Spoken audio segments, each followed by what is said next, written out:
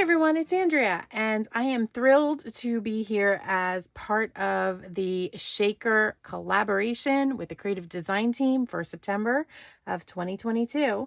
And I have a shaker element that I want to include on a double layout spread that you see that I've got going on here. But before we get to the shaker part, I just wanted to get the basics of the layout done. Now, the layout comes from a digital collection that we have. And it is the Crisp Air digital collection from Close to My Heart. And the great news is that if you're a Silhouette user, if you are a CRICUT user, if you are a Brother user, you can use these SVG digital collections now. They're not limited to just CRICUT. So I hope that that makes you as happy as it makes me, because I'm just thrilled for that. And in any case, I just cut these out ahead of time, and they've got these beautiful overlays. Everything is all ready to color. So all you have to do is put your paper down and stick it into the CRICUT machine if you're using a CRICUT maker like I did. So they have beautiful overlays, some notebook looking paper. And initially I thought, you know what? I'm going to cut out this layout just as is, and I might make this a shaker element, make a great big full page shaker element, but I decided not to do that. And the reason that I decided not to do it was because if I did, then when I built the other parts of this, it would have been kind of like teetering off the edge here, because I'm putting this together pretty much as it was designed. I'm just going to go ahead and put a little more adhesive down here. Now I don't go nuts and glue everything, because I'm going to build on top of this and there'll be more adhesive here and there. And it'll be fine. We'll have enough adhesive to hold these pieces down. So I just try to hit some of the corners and go from there. Now the Versamats that I'm using, they help me to center these, to know where 1/2 inch in is on all of this. These are cut out of New England Ivy. This is our French vanilla cardstock, and I'm just putting it 2 inches down from the top, 2 inches up from the bottom, and easy. Now, in order to save time, I just went ahead and mounted some of my photos on these pieces of cardstock that I cut out with my CRICUT.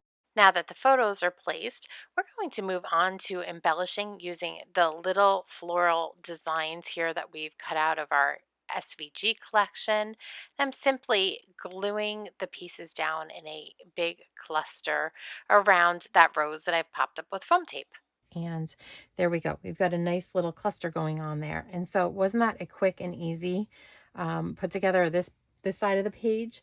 Now for this side, I also have some more pieces right here, but I'm going to just kind of place these, and then I'm going to show you the shaker piece that's going to go right here.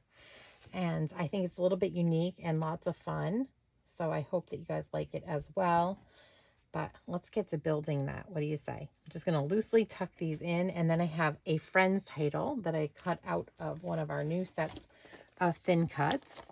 And I'm going to put that on. You might be wondering what this washi tape is doing here. Well, it's holding a little dot to the eye. So we're going to temporarily just stop building this. And we're going to talk about our new shaker window pieces. So we have new shaker dies. They're smaller, this round one, than they were previously.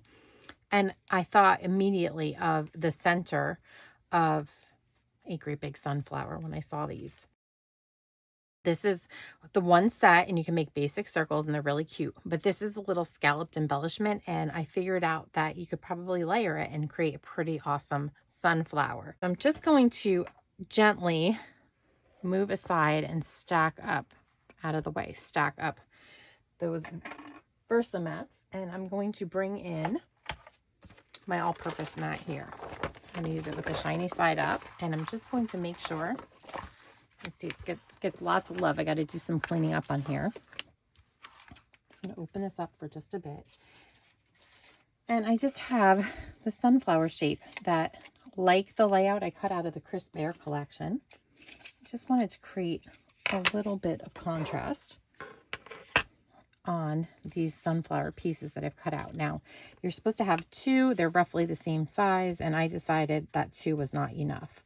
So I went ahead and cut out a 3rd piece, and I did it a little smaller. That top piece is a little smaller than the rest. Now I'm not going to go right in here because I don't think you're even going to see that when I cover it with the shaker element that we're going to use. But I really wanted the top one to have just a little bit of shading. So I'm just going to use that mustard seed Distress Oxide ink. I'm just going to give these a little bit of shading. Once all 3 sets of petals are colored, I'm going to then line them up so that the petals are offset. I'm just going to manipulate the petals a bit with my fingers to make them look a little more organic. I want you to see how fun shakers can be and how they can just enhance an already awesome layout. But, you know, we think of shakers, we use them a lot on cards, but I really wanted to use it on a layout and show you that you could build with this little tiny shaker. You could build new and unique things. Let's use a little foam tape to give this top layer some lift. And then we'll just stack this one up as well. And that looks pretty good to me. I know that this middle circle, this top one, is going to be a little bit smaller now than the bottom ones, but I like the dimension that this brought forth by just curling those and giving them a little bit of shadowing. Now, to build the shaker, I went ahead and I used some espresso cardstock, and I cut out the 2 original shaker pieces, and I'm just going to flip this bottom one to the lighter side. And this is how I think it's going to work for me. I'm going to just glue this down. Let's see if we have enough dry adhesive here to go. I'm going to really put that down here in the center. Okay, so that's in the center of the circle. And I should mention that when I brought this shape into my CRICUT collection, I actually made the sunflower 5 inches tall. And then what I did was I just duplicated the 1 layer and shrunk that just about a 1/2 inch. So that one is about 4.5 inches tall. And that's how I got this size shape. I'm going to go into my little shaker bag. And believe it or not, this is actually the first time I'm using these really tiny shaker pieces. I'm so used to the big ones. I'm excited to use the little ones. What I'm going to do, and you've seen everybody do this before, I'm sure, on the design team. I just have my tweezers down in here, and I'm loosening up the edge right here. And this is the way I do it. Everybody has a little bit of a different take on it, but I just like to loosen that piece up using my tweezers, and there you go. So I just give that a good little squish down, and now you've got these little pieces of foam that you can use for later. And you know what? I made a mistake. Silly me. I really want to put this rim down first, I think. I think that would be really pretty if I put this ring down. What do you guys think? I think that's the way I want to build it. So I'm going to go ahead and I'm going to glue this. And I apologize for, like, if you're going along with me that I made this little mistake. But we're going to just go ahead and put some adhesive down here. I was thinking about putting this on the top, and then I thought, you know what? No, this is going to be really pretty down on the bottom. So let's put that piece down, and then we'll put our circle back down. And hopefully we have enough adhesive on here that it'll still stick. And it's going nowhere, so that's a really good sign. Now I needed to decide what I was going to fill this with. So I really thought it was important to pull in the layout once again.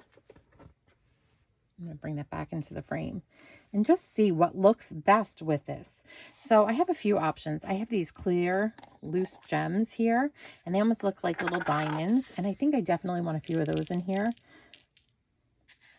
And I do like that a lot because it lets the espresso color come through. So we'll put some of those in. And I was really thinking about putting some of the gold sequins in, but I'm not quite sure if I love the look of that. So let's just pick out a few and see if I do like those as well. I think I'm going to put some of the clear ones in here. So I'm just going to pick those up with my tweezers. And then I always like to go in. I don't want all of my shaker elements to sink to the bottom. I'm sure you've seen me do this before. So I put little dabs of glue just here and there, and I'm hoping that it catches some of these little pieces randomly. And I want some of these pieces to stay up at the top and not all collect down at the bottom, if that makes sense. I want some of them, when my page is standing up, to, you know, to kind of stick here and there instead of all puddling at the bottom. Some puddling is really cute, but I do want some, movement here. So I'm just going to give this a little shake. I hope you guys can see what I'm doing. Got to run away, little bead here. And if any of these catch, then they should stay in place where we've got them. The next thing I'm going to do is look at my piece of acetate, because there is always a covering on one side. And you're going to feel that, because when you drag your finger across it, you're going to feel that it's like a little bit, your finger doesn't glide over that side. So that's how I know which side I need to take that piece off of. And then I'm just going to go ahead and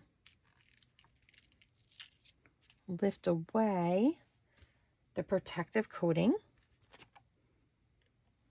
And then I'm just going to seal this in.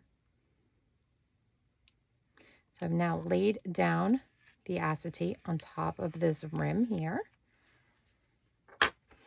And then I'm just going to close this up.